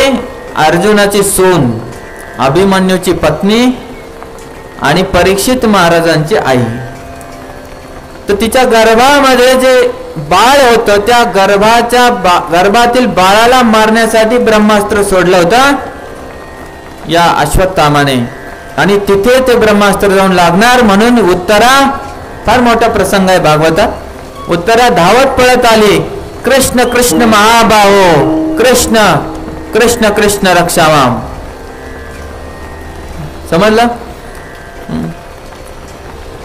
राम राघव राम राघव राम राघव रक्षामां. राम राघव राम राघव राम राघव रक्षामां. राम राघव राम राघव राम राघव रक्ष रक्षमां राम राघव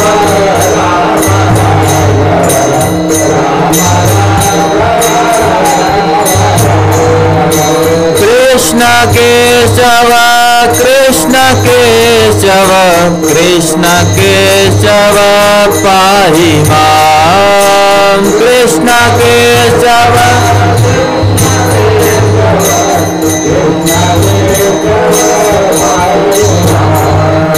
कृष्ण केशव कृष्ण केशव कृष्ण केशव पाहि मां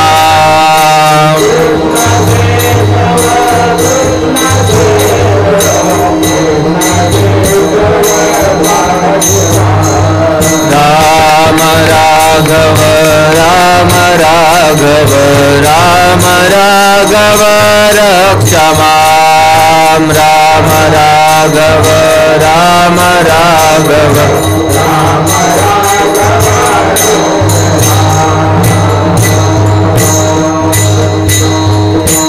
राम राघव राम राघव राम राघव रक्ष मां कृष्ण केशव कृष्ण केशव कृष्ण केशव पाहि मां हे राघव हे राम हे कृष्ण हे केशव कृपया मला वाचवा या बाळाला वाचवा मी मेले तरी चालेल मी सांगतोय तर भगवंत आपल्या भक्तावर आलेलं संकट कधीच नाही बघून घेत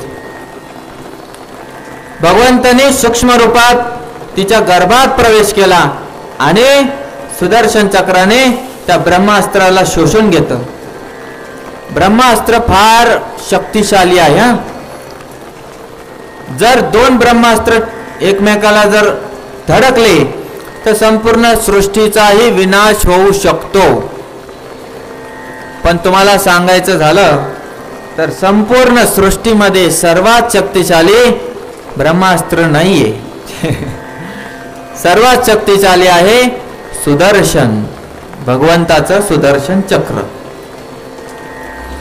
मग काय झालं भगवंताने आता भगवंत जर प्रकट झाले गर्भात तर तुम्हाला माहित असेल गर्भातल्या बाळाला सुद्धा समजतंय कळलं ना आजकालचे विज्ञानवादी लोक म्हणतात म्हणे 3 महिने गर्भामध्ये जीवच नसतो म्हणे 3 महिने गर्भात जीव नसतो मला सांगा जीव नसणारा कोणतीही वस्तू पळेल का हालचाल करेल का करते का नाही करत हे सजीव निर्जीव हे आपलं विज्ञानात शिकलो आपण तर मला सांगा ज्यावेळी वडील बीज प्रदान करतात आईच्या गर्भात त्यावेळेला तर ते शुक्राणू प्रवेशच करतात ना ते पळतातच ना तर पहिल्याच दिवशी शुक्राणूच मध्येच आत्मा असतो हे कोणाला कळतच नाही लोकांना वाटतं ते 3 महिन्यानंतर येतं मग त्याच्या पुढे म्हणते हालचाल होते ते सुप्त अवस्थेत असतं ना मग हालचाल कशी होणार तुम्हाला हालचाल जाणवते थोडंसं स्थूल झाल्यावर थोडं मोठं झाल्यावर आणि त्याच्या पुढे मग तुम्ही मग अनुभव पण करू शकता आजकाल ते भरपूर आलंय टेक्नॉलॉजी बघू शकता नाक डोळे काय असेल छोट्या मोठ्या समस्या तर त्या बाळाला वाचवलं त्या बाळाने गर्भामध्ये ज्या भगवंताचं दर्शन केलं होतं गर्भाच्या बाहेर आल्यानंतर जीवनभर शोधत राहिले की हे ऐका ते ऐका ते ऐका अशी परीक्षा करत राहिले म्हणून त्यांचं नाव झालं परीक्षित कळलं का विष्णू भगवंतांनी ज्यांची रक्षा केली त्यांचं नाव झालं विष्णुरात तर परीक्षित महाराजाचं आणखी एक नाव आहे विष्णुरात ठीक आहे जे विष्णूला शोधत राहतात किंवा विष्णूने ज्यांची रक्षा केली असे परीक्षित महाराज या पृथ्वीचे राजा झाले आणि मग ते भ्रमण करायला लागले भ्रमण करता करता एकदा ते शिकारीला गेले असताना त्यांना एक बैल रस्त्यामध्ये 3 पाय कापलेला पडेल दिसला आणि एक पाय कमजोर झालेला होता शेजारी गोमाता पण होती आणि त्याच्या शेजारी एक काळा कुट्ट अधम राक्षस स्वरूपाचा माणूस उभा होता, जो कलियुग होता. कलियुगाचं आगमन झालेलं होतं. परीक्षित महाराजांनी त्याला तलवार दाखवली, तो घाबरला आणि शरण आला परीक्षित महाराजांना. त्या अगोदर परीक्षित महाराज बैलाला विचारतात की बाबा, बैल म्हणजे धर्माचं स्वरूप आहे. बघा, धर्माद्वारे केली गेलेली शेती चांगलीच असायची. जे तंत्र यंत्र आलेत ना, याला राक्षस म्हणतात, राक्षस. त्याद्वारे जे अन्न खाऊन लोकांची राक्षसी वृत्ती वाढली बघा तुम्ही. त्याच्यानंतर हे औषध फवारण्या, तुमचं आयुष्य कमी केलंय. जे वर्षात यायचं 6 महिन्यात यायला, आता 2-2 महिन्यात यायला लागलं. रात्रभरात केळी पिकली है ना. टरबूज एवढं असतं, इंजेक्शनाने मोठं होतं. लाल जरट टरबूज असा तो माणूस कापतो बघा. लाल आहे ना, काय माहिती आतमध्ये काय टाकलंय. त्यामुळे लवकर आपले गाठोडे बांधायचे आता. तर त्या बैलाला विचारलं, धर्मस्वरूप बैलाला परीक्षित महाराज म्हणतात, बाबा तुझं कोण हाल केले असे, मला फक्त नाव सांग. बघा, समोर माणूस दिसतोय, त्याच्या हातात तलवार दिसते, तरी सुद्धा पुरावा पाहिजे. पुराव्याशिवाय काम नाही चालत. एवढं धर्माचं पालन करणारे होते ते. जर एकदा बैल म्हणला असता या माणसानं केलं, दुसऱ्या क्षणात कलीचं डोकं उडवलं असतं. एवढी शक्ती होती परीक्षित महाराजांची. शेवटी काय झालं, त्याने पण असं उत्तर दिलं कोड्यात. काही जण म्हणतात आपल्या दुःखाचं कारण प्रारब्ध असतं, पूर्व जे चुकीचे कर्म असतात, असं होतं तसं होतं, मी काय करू म्हणे, तुम्हीच ठरवा काय झालंय. ते म्हणले आता मी काय करू, समजलो मी. तर धर्माचे 4 स्तंभ म्हणजे बैलाचे 4 पाय, ते कोणते आहेत मी तुम्हाला शेवटी सांगतो. ते 4 जे अधर्म आहेत त्याने ते नष्ट होतात, म्हणून चुकूनही त्या मार्गाला जायचं नाही. पहिला आहे दया. धर्माचा 1 पाय काय आहे, दया. आज ती नष्ट झाली आहे, दया राहिलेली नाही. एक संतन भगवंत सोडले तर दया कुठं दिसत नाही. दुसरं सत्य, तो उरलेला पाय होता ना डगमगणारा, तर थोडं सत्य आहे आता, थोडं. ज्या दिवशी हे सत्यही नष्ट होईल ना, पृथ्वी पण नष्ट होईल असं सांगितलंय. आणि मग एक आहे शौच, म्हणजे स्वच्छता. बघा तुम्ही, बरेच लोक हिवाळ्या दिवसात आंघोळ नाही करत. का माहिती, तुम्ही नाही, नवीन पोरं ते बॉडी स्प्रे मारतात, तसं सुगंध वास येऊ नये बाजूच्याला म्हणून. तर ते नष्ट झाले आजकाल. 4-4 दिवस आंघोळी करत नाहीत लोक. ठीक आहे ना, काय होतंय. आणि चौथा आहे तप नष्ट झाला लोकांचा. थोडंसं काही झालं की लगेच त्यांचं नको उपवास नको, कोण उपाशी राहील, कशाला जायचं पंढरपूरला, पैसे खर्च होतात. किती रुपये, इथून किती, 20 रुपये आहे ना, 20 रुपये महाराष्ट्र सरकारच्या नुसार. काही तर फुकटच आहेत, ते पण जात नाही. गेलं पाहिजे. तर तप नष्ट झाला. सकाळी 2 वाजता उठून जप करणारे कोणी नाही. 8, 10, 15, 12 वाजता उठणारे आहेत आजकाल. तुम्ही नाही आहे, समाजाचं सांगतोय मी. तर हे कसे नष्ट होतात. परीक्षित महाराजांनी ज्यावेळेस कली शरण आला, कली म्हटला क्षमा करा, माझं आगमन झालेलं आहे. ते म्हणे नाही, तिकडं एकदम लांब जायचं, इथं नाही जमत. तर त्यांना माहित होतं कलीला की हे साधारण वंशाचे नाही, ते सूर्यवंशातले. ते 2 वंश असतात माहिती आहे ना, सूर्यवंश, चंद्रवंश. चंद्रवंशात भगवान श्रीकृष्ण आले पांडुरंग, आणि सूर्यवंशात रामचंद्र आले, जे राजपूत वगैरे क्षत्रिय आहेत ना, शिवाजी महाराज हे सूर्यवंशातले आहेत. तुकाराम महाराज पण क्षत्रिय होते, ते नंतर वैश्य झाले, ते मूळचे साताऱ्याकडचे. ते कधी आपण त्यांच्या चरित्रात बघू. तर ते म्हटले की मला तुम्ही क्षमा करा, मला शरणागताला तुम्ही आश्रय दिला पाहिजे. ते म्हणले ठीक आहे, शरणागत झाल्यावर काय होत नसतं. म्हणून भांडण लागले घरात पती पत्नीचे की एकाने शरण घ्यायची लगेच, नाही तर मग दोघंही चढले की दोघांनाही बाहेर चढावं लागतं मग कोर्टाच्या पायऱ्या.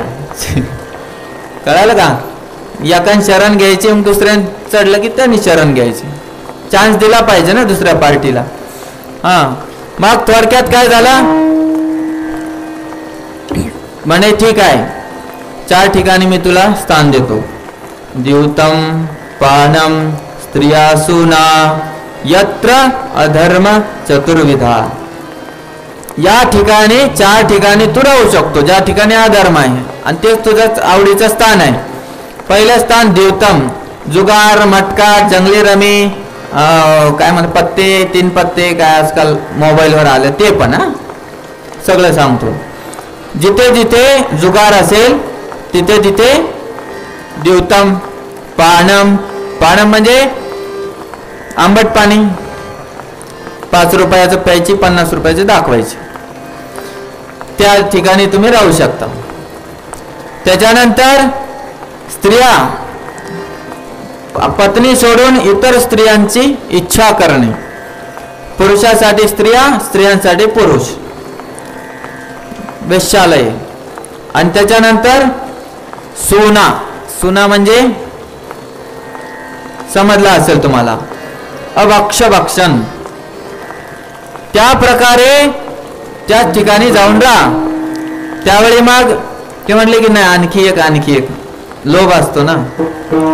कली म्हटलं आणखी एक, तेव्हा ठीक आहे तुला मी सुवर्णामध्ये स्थान देतो, कारण त्याच्यात रजोगुण असतो. तर रजोगुण ज्या ज्या ठिकाणी असेल त्या त्या ठिकाणी तू राहू शकतो. तर सुवर्ण, सोने चांदी है ना, बंगला गाडी है ना. त्याच्यानंतर तुम्ही काय काय जे जे पाहिजे त्याच्यात कली असतो. कली जर ते देवाच्या सेवेत नसेल तर, आणि आज ते पैशाच्या रूपात, नोटाच्या रूपात आलेलं आहे. मग त्यावेळी ते स्थान दिलं आणि परीक्षित महाराज आपले निघाले. त्यांच्या डोक्यावर सोन्याचा मुकुट होता. रजोगुण प्रकट झाला, कली त्याच्यात बसला होता, तर त्यांचं डोकं फिरलं आणि मग त्यांना तहान लागली दुपारच्या शिकारीमुळं. शमीक ऋषीच्या आश्रमात गेले. त्या ठिकाणी त्यांनी, तर पहिले तर नम्र होते ना,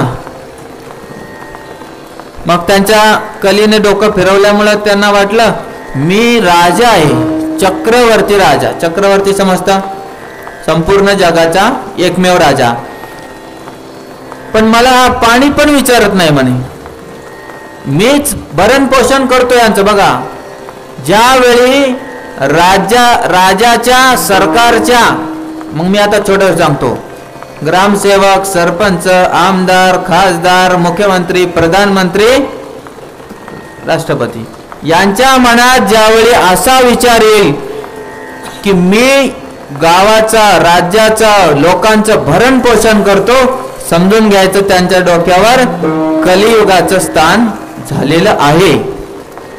ते राजा आहेत, आपण त्यांना सन्मान दिला पाहिजे, पण त्यांनी सेवकासारखी सेवा केली पाहिजे. जे सरकार प्रजेच्या हिताचं नाही ते राक्षसी सरकार असतं. तर असाच विचार परीक्षित महाराजांच्या मनात यायला लागला की मी तुमचं भरण पोषण करतोय. संतांचं भरण पोषण करण्याची ताकद प्रधानमंत्री काय सगळ्या स्वर्गाचा अधिपती इंद्रात पण नाहीये.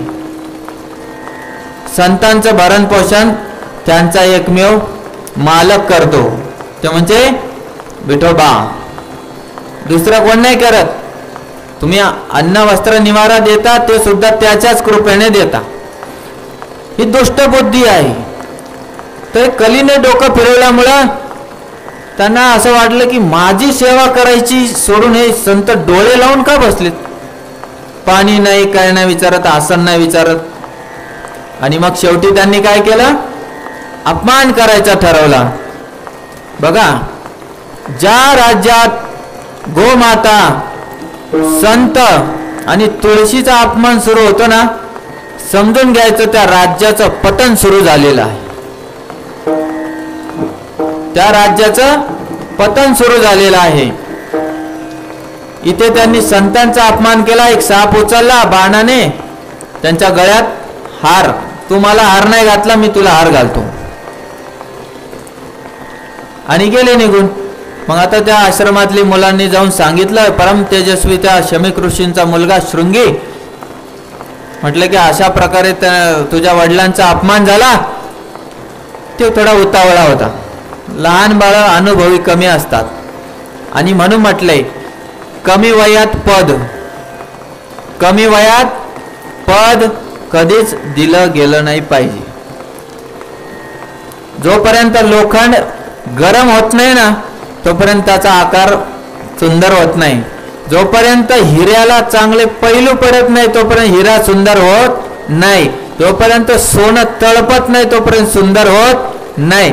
म्हणून पदावर कोण असला पाहिजे, तो वरिष्ठच असला पाहिजे. नवीन पोरांच्या हाती पद आलं की त्याचा ते दुरुपयोग कराता.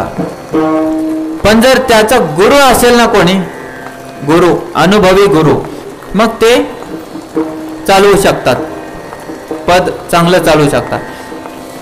मग असं भरपूर तेज असल्यामुळे शृंगीने काय केलं, नदीत खेळत होता, त्याचं पाणी घेतलं आणि म्हणे आजपासून 7व्या दिवशी तक्षक नावाचा सापण, तक्षक हा अतिशय विषारी आहे, द्वेषी, अधिक द्वेषी. कालिया, कर्कोटक, तक्षक, वासुकी आणि अनंतशेष हे दोघं चांगले आहेत. म्हणजे हे भाऊ आहेत सगळ्या. कद्रूचे पुत्र आहेत, कद्रूचे, कश्यप ऋषीच्या कद्रू नावाच्या पत्नीचे. तर तक्षकाच्या डसण्याने त्या राजाचा मृत्यू होईल ज्याने माझ्या वडिलांचा अपमान केला. बातमी कशी तरी शमीक ऋषींच्या कानावर आली. ती बातमी परत परीक्षित महाराजांना कळाली. एका क्षणाचाही विलंब न करता परीक्षित महाराजांनी सर्व राज्य त्यागलं आणि सर्व सोडून दिलं आणि गंगा तटी येऊन बसले.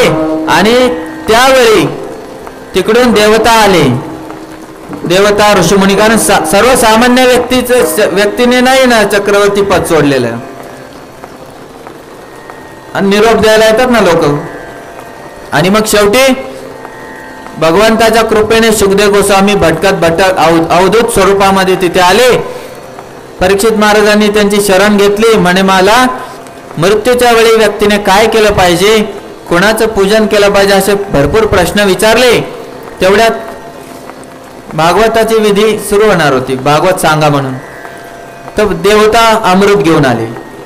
म्हणे अमृत घ्या, बदल्यात आम्हाला भागवत कथा ऐकवा. सुखदेव गोस्वामी म्हणले तुम्ही तर अभक्तच एक नंबरचे. अभक्त म्हणून सुखदेव गोस्वामींनी त्यांना कथा दिली नाही. म्हणे तुम्ही काचाचा आणि हिऱ्याची तुलना करता. काच आणि हिऱ्यामध्ये फरक असतो, तसं तुमचं अमृत कुठे आहे आणि हे कथा कुठे आहे. हे कथामृत आहे, कथेचं कथामृत आहे. याने माणूस सदैव साठी अमर होतो. देवता अमर असूनही राक्षस आले की पळायला लागतात म्हणून. तर त्यांना कथा ऐकवली नाही. ही कथा कशा प्रकारे आहे, भागवत फार उत्तम आहे. शेवटचं थोडे वेळ झालाय ना, भरपूर वेळ झालाय, मला कळतच नाही. तर भगवंत कसे आहेत, भागवत महात्म्यात सच्चिदानंद रूपाय त्याचं सांगितलंय. भगवंत सच्चिदानंद आहेत, आपण असत अचित निरानंद आहोत, आपलं शरीर. ठीक आहे.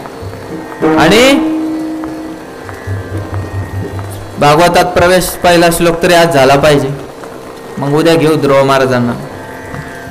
आज थोडं ज्ञानाचं जास्त होतं, ते सृष्टीचं वर्णन. तुम्हाला झोपा आल्या असत्या, मग कमीत कमी भागवताचा एक श्लोक तरी म्हणू आपण. जन्माद्यस्य यतो अन्वयाद इतरत अर्थेषु अभिज्ञस्वराट तेने ब्रह्महृदयादिकवये मुह्यन्ति यत्सूरय तेजो वारिमृदां विनिमयो यत्र त्रिसर्गो मृषा धाम्ना स्वेन सदा निरस्तक्वकं सत्यं परं धीमहि धर्मप्रोचितकैतवोऽत्र परमो निर्मत्सराणां सतां वेद्यं वास्तवमोत्रमस्तु शिवदं तापत्रयोन्मूलनं श्रीमद्भागवते महामुनिकृते किं वा परेरीश्वर सद्योरुद्यावरुद्धते कृतुभिः शुश्रूभिः तत्क्षणात्. तर हे भागवत कसं आहे, जे निर्मत्सर लोक आहे यांच्यासाठी आहे. भगवंत स्वराट आहेत, स्वतंत्र आहेत, आपण स्वतंत्र नाहीये. भगवंतापासून सगळ्या सृष्टीची उत्पत्ती झालेली आहे. सत्व रज तमस सर्वच्या सर्व. जवळपास पुरुष सृष्टीचं वर्णन थोडक्यात सांगतो.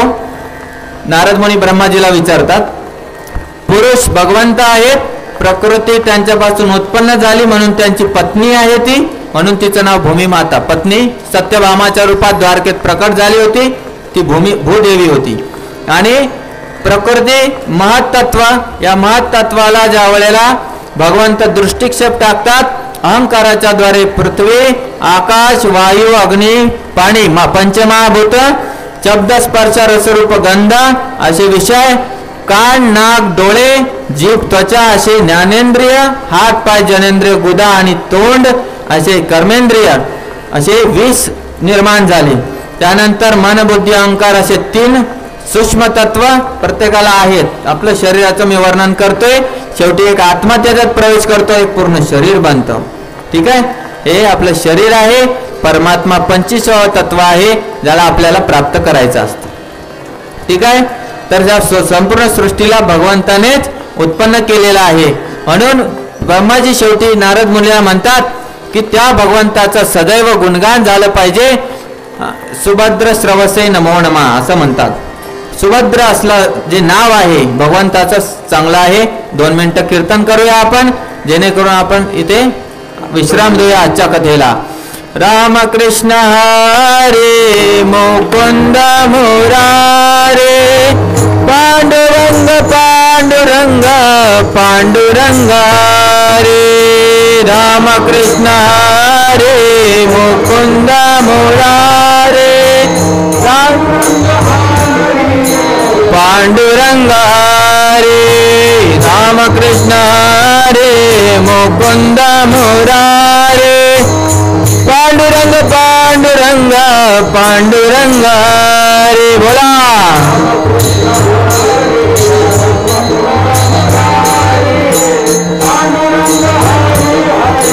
पांडुरंग रे.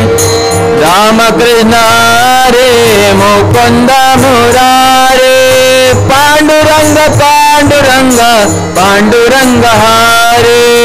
रामकृष्ण रे मुकुंद मुरारे पांडुरंग पांडुरंग हरे. पुंडलीक वरद हरि विठ्ठल श्री ज्ञानदेव तुकाराम नाथ भगवान की जय. ज्ञानेश्वर महाराज की जय. महाराज की सभी संतन की जय.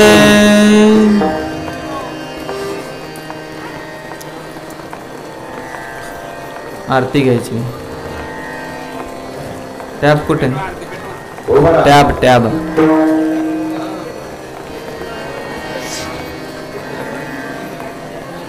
लवकर द्या. उभे राहा आणि जे काही तुमचे आरत्या ववाळणारे असतील ते समोर येऊन उभे राहा. हा, आणि तुम्ही दररोज आरती घेऊन येऊ शकता. काल पण बोलले होते, आरती घेऊन येत जा भगवंताला ओवाळायला. इथे भागवताची आरती होते, भगवंताची आरती होते. आणि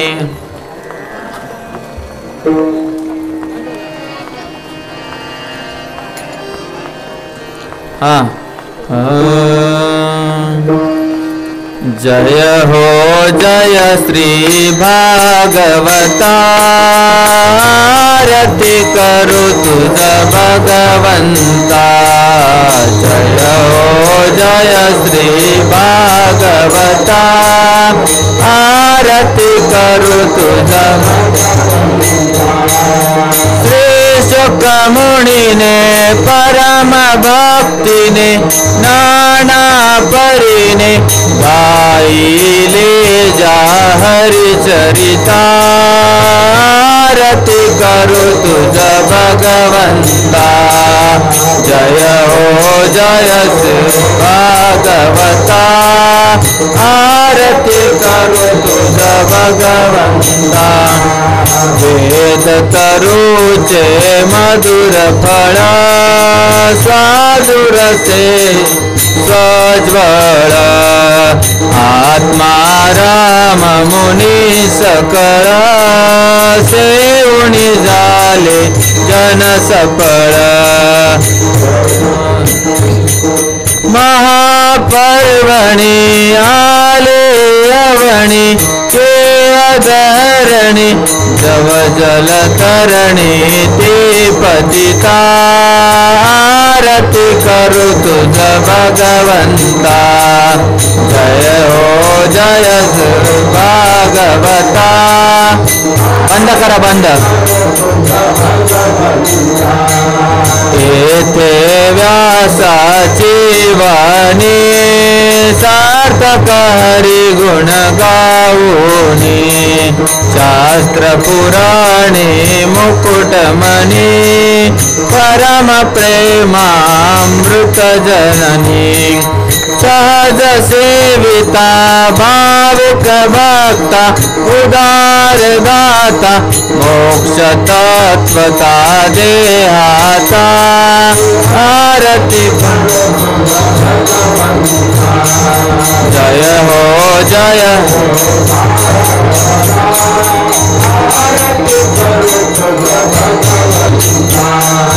गमते जनु मानस तीर्थ, द्वादश सोपाने युक्त, निर्मल भक्ति जलवरिता, विहरे हरि हंस चित्त। श्लोक सुकमले संतले कुले, सेवुनि रमले भान हरपले रस पीता, आरती करू तुझ भगवंता। जय हो जय श्री भागवता, आरती करू तुझ भगवंता। अपार महिमा ग्रंथाचा, वदवेना कोणासाचा, प्राणाची कीर्तन कारांचा, मेवा कविवर संतांचा, जनबोधांचा स्वयं प्रभेचा, द्वादश कलेचा रवी अंतरीचा तमरता, आरती करू तुझ भगवंता। जय हो जय भागवता,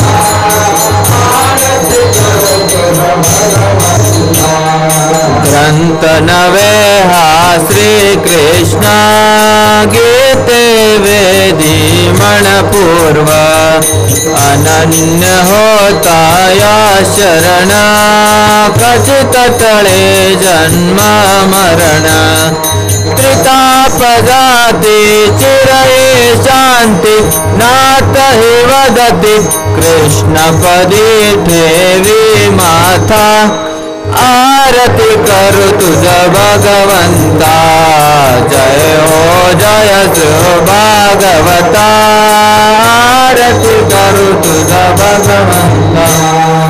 आलीन लोटांगण वंदीन चरण डोळ्याने पाहिन रूप तुझे प्रेमे आलिंगनानंद पूजन भावे आलीन मने नामा त्वमेव माता पिता त्वमेव बंधु सखा त्वमेव विद्या द्रविण त्वमेव सर्वं मम देव देव कायेन वाचा मनसेन्द्रियैर्वा बुद्ध्यात्मना वा प्रकृति स्वभावा करोमि यद्यत् सकलं परस्मै नारायणायति समर्पयामि अच्युतं केशवं राम नारायणं कृष्ण दामोदरं वासुदेवं हरि श्रीरामनाथं गोपिकावल्लभं जानकी नायकं गानतु हरे कृष्णा कृष्णा कृष्णा हरे हरे हरे राम राम राम हरे हरे हरे कृष्णा कृष्णा कृष्णा हरे हरे हरे कृष्णा कृष्णा कृष्णा हरे हरे हरे राम बोला पुंडलिक वर्धे विठ्ठल श्री ज्ञानदेव तुकाराम भगवान की जय ज्ञानेश्वर महाराज की जय जय कृष्ण भगवान की जय सभी संतन की जय।